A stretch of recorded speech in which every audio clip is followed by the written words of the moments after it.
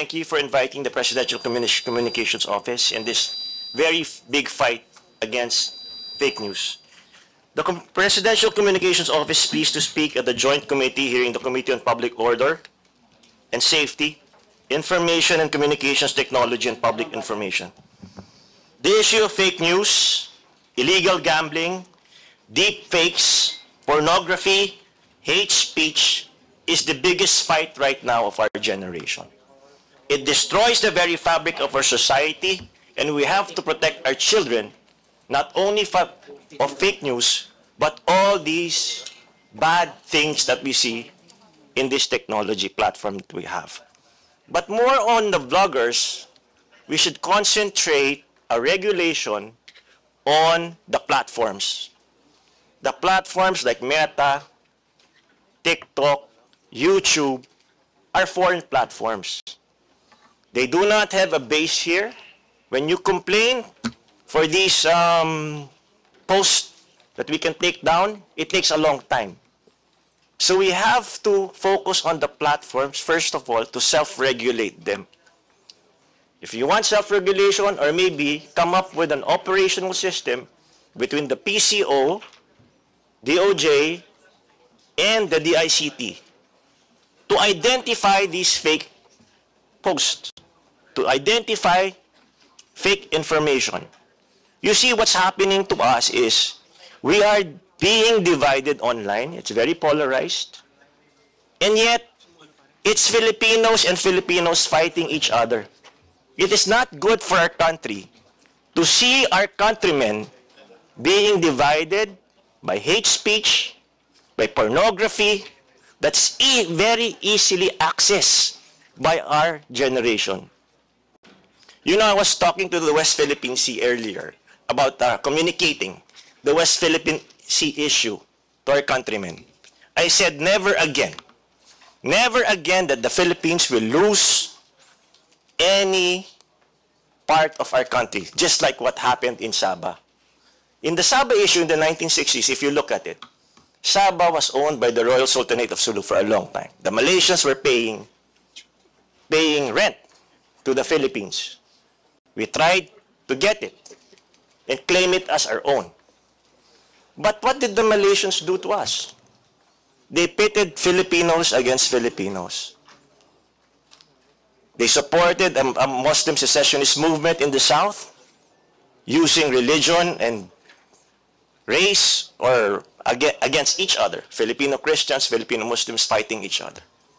So eventually, because they divided us and eventually conquered part of our territory, we lost Sabah. And imagine if Sabah is like as rich as Mindanao, even probably richer than Mindanao. The Petronas Towers were built because of the minerals and properties of Sabah. It's happening again. This is happening, but now a foreign actor using fake news to destroy each other. So what we want on the PCO side, we urge Congress to join our digital crusade against combating fake news by strengthening our laws, such as the Cybercrime Prevention Act, and introducing internationally accepted policies and standards for content moderation on social media. I respectfully encourage our honorable lawmakers to consider the framework of the Digital Services Act, a recently adopted EU regulation which prevents illegal and harmful activities online and the spread of disinformation while still ensuring that the freedom of expression is upheld. The danger right now, sir, the greater danger right now, aside from fake news, is deep fake, wherein you put a person's face on another person. There were several complaints raised with the PCO that said, sir, tignan mo naman, may mga known personalities recruiting on advertising, mga scams. Yung mga OFW natin, nai-scam. Dahil nakalagay yung boses ng isang kilalang personality or isang kilalang negosyante. Pero hindi naman totoo yun. Imagine if you put the head of the COMELEC commissioner doon na ang nagsasabi, akala mo deepfake din. It is a national security concern that we really have to fight, not against each other, but collectively, we fight together. We fight as one. Because, you know, the fight against fake news should be prioritized. We said before, right, it was the fight against illegal drugs. But in this generation, the fight against fake news, deep fakes, they bring so many social media ills. Look, we now live in two worlds, the cyber world and the real world. The children right now spend more time on the cyber world. And if you give them constant disinformation, if you give them constant lies and negative news, what will happen to the next generation of Filipinos? We will forever be divided, just like what's happening in the United States.